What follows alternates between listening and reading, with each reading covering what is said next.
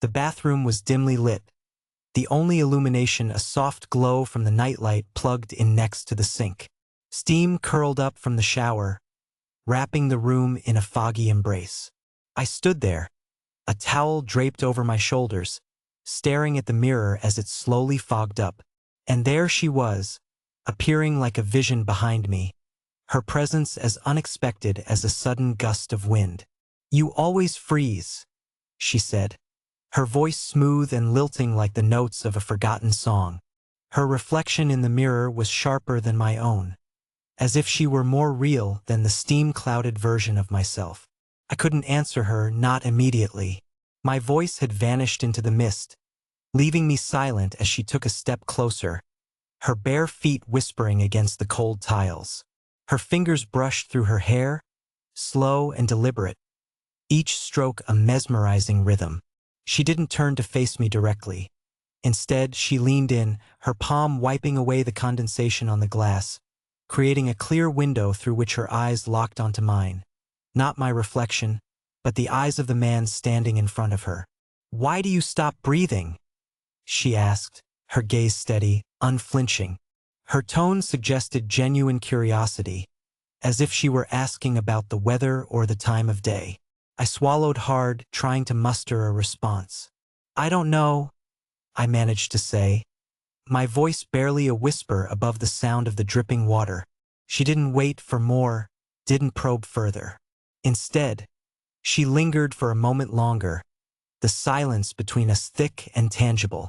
Then she turned away, her hair swinging elegantly over her shoulder, leaving me alone with my reflection and a pulse that pounded like a drum in my chest.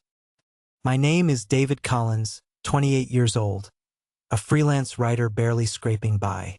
I've been crashing at my friend Ethan's place for a couple of weeks now, ever since my last relationship imploded and left me with nowhere else to go. Emotionally, I've been a wreck, untethered, floating through days that seem to blur together in a haze of regret and uncertainty. And then there's her, the woman in the mirror who seems to have tethered me to something I can't quite define. Her name is Vanessa. She's Ethan's older sister, 3 years my senior at 31. She moved back home temporarily after a bad breakup of her own, a kind of parallel to my own situation. Despite the shared roof, she remains an enigmatic presence, her demeanor calm and composed, yet with an undercurrent of something indefinable, something magnetic. There's an atmosphere around her, a quiet intensity that draws people in, that draws me in.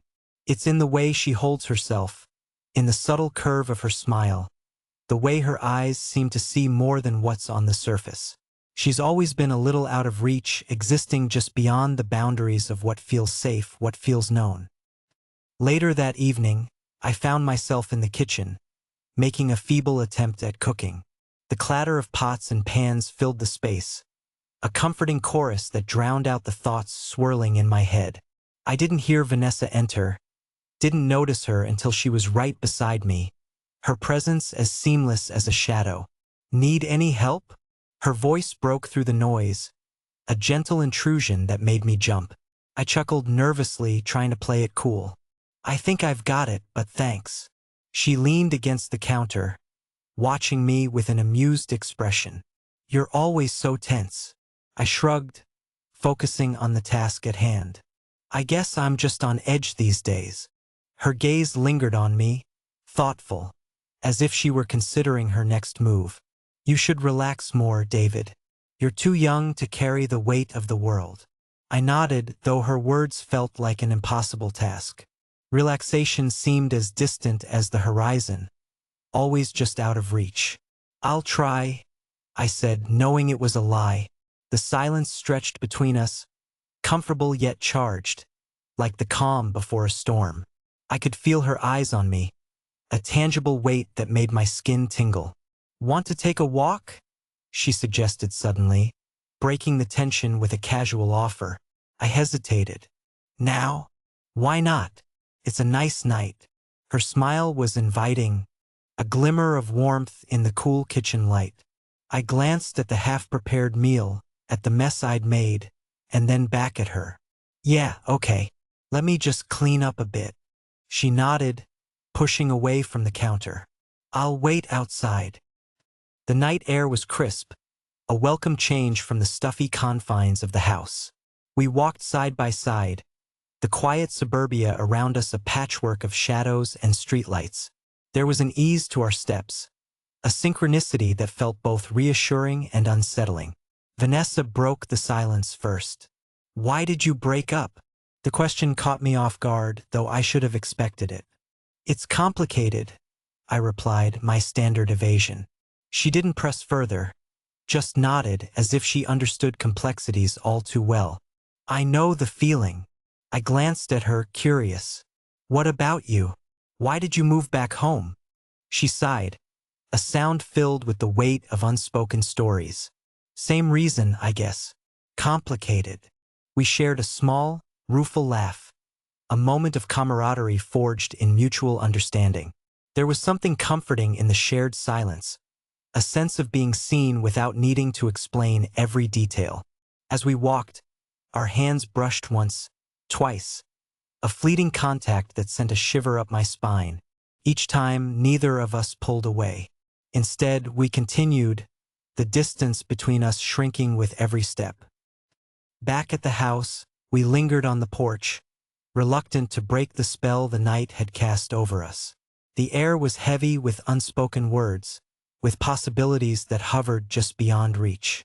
Thanks for tonight, I said, my voice soft in the stillness. She smiled, a quiet, knowing smile. Anytime, David. I met her gaze, the intensity of her eyes holding me captive. It would be so easy to lean in, to cross that invisible line that separated us. But instead, we stood there, caught in a moment that felt eternal yet fleeting. Suddenly, the porch light flicked on, a harsh interruption that brought reality crashing back. Ethan's silhouette appeared in the doorway, a reminder of the boundaries that should not be crossed. Hey, you two. What's up? He called, his tone teasing yet oblivious. Vanessa stepped back, the moment shattered like glass. Just talking, she replied, her voice steady. Ethan nodded, unaware of the charged atmosphere. Cool. Well, don't stay up too late. As he retreated inside, Vanessa turned to me, her expression unreadable. Good night, David. Good night, I echoed, watching her disappear into the house. I remained on the porch, the night air now cold against my skin.